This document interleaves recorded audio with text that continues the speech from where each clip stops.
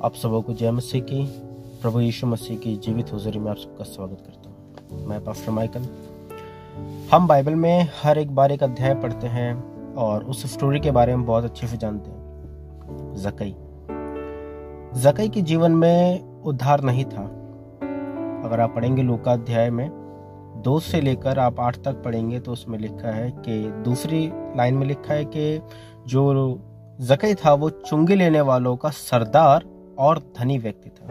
पहली चीज। दूसरी चीज, वो अन्याय करके लोगों से पैसा वसूलता था। जैसे किसी का टैक्स है तो वो 2% टैक्स को 5%, 8% में लेता था। कह सकते हो ओवरऑल जैसे आज सेकुलर वर्ल्ड में चल रहा है, हम किसी को पैसा देते हैं ब्याज पे, मगर अन्याय करके हम उससे वसूलते हैं। ठीक है, पहली चीज बाइबल इसके खिलाफ है कि तू पैसा ब्याज पे ना लेना। ठीक है।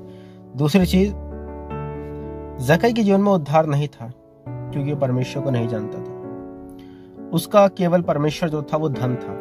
वो धन के पीछे पागल था।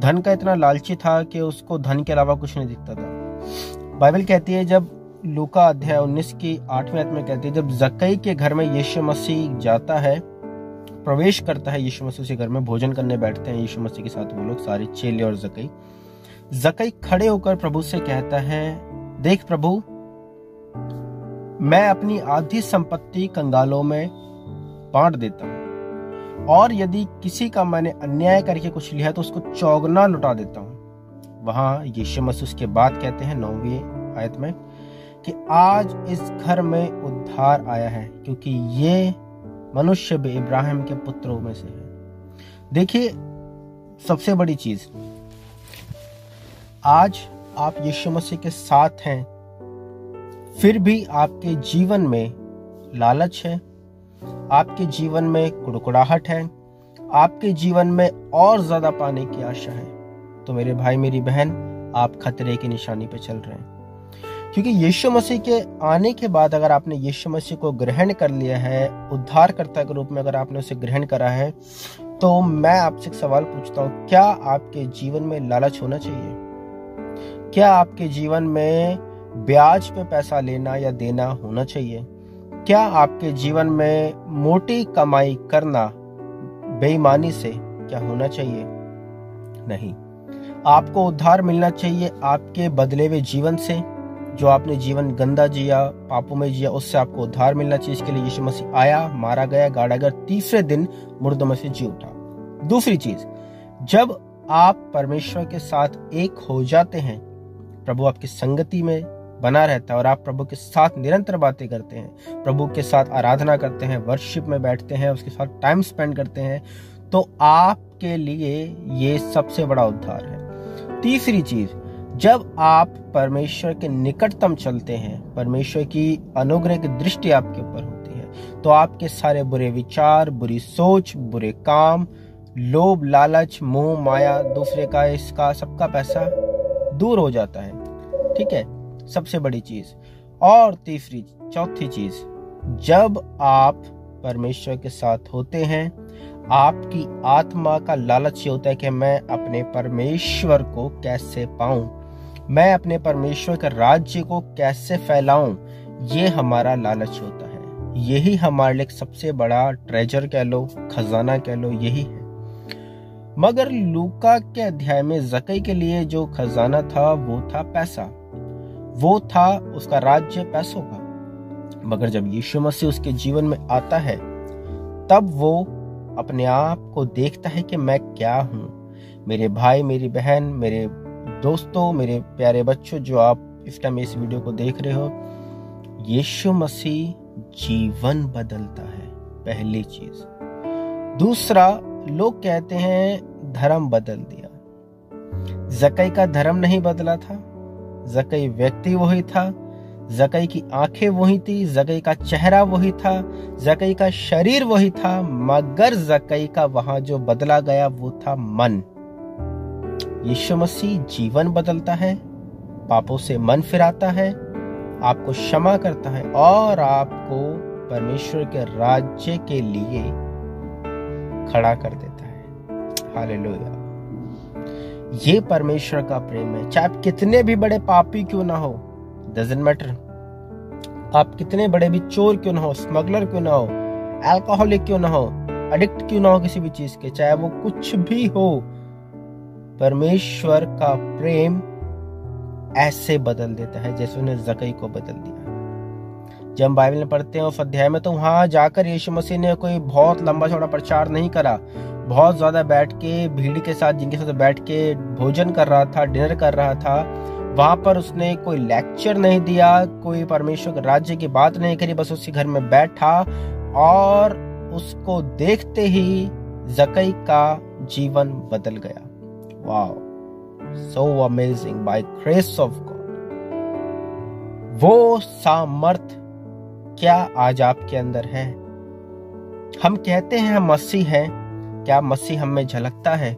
हम कहते हैं हम परमेश्वर के साथ चलते हैं, हम प्रभु के वचनों को पढ़ते हैं, हम प्रभु की आराधना करते हैं, हम प्रभु के गीत गाते हैं, हम उपवास रखते हैं, हम ये करते हैं, वो करते हैं। स्टॉप।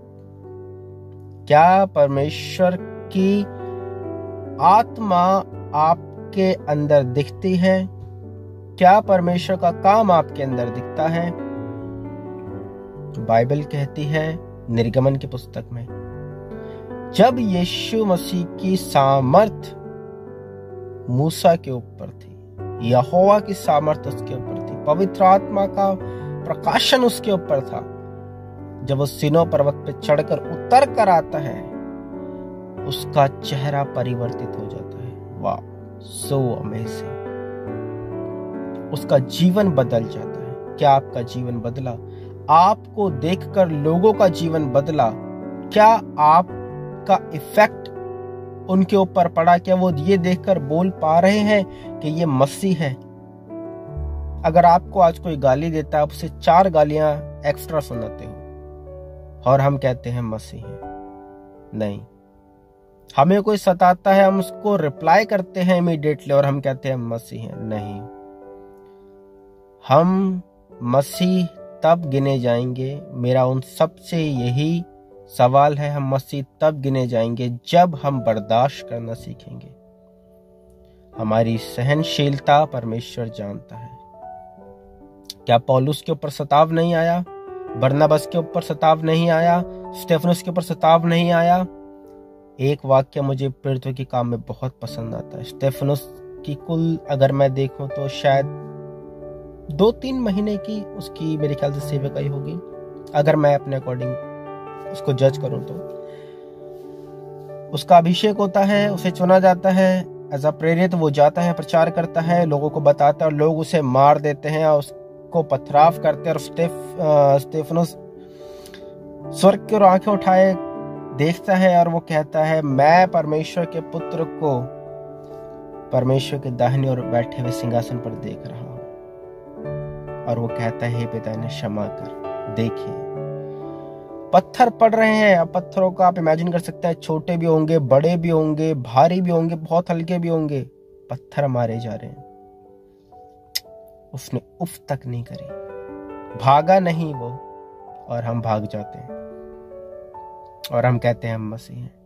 हालात हमारे जब बिगड़ते हैं तो हम यीशु मसीह के ऊपर आलोचना करना शुरू कर देते हैं। प्रभु मेरे साथ ही क्यों होता है? अरे मेरे भाई, मेरी बहन, प्यारे भाइयों, बच्चों, यीशु की राह पे चलना कांटों की राह पे चलने जैसा होता है। जब यीशु ने सहा तो हम क्यों ना सहें? यीशु कहता है, जब उन्होंने मुझे शैतान कहा है तो तुम्हें क्यों ना कहेंगे? नहीं, बर्दाश्त करो।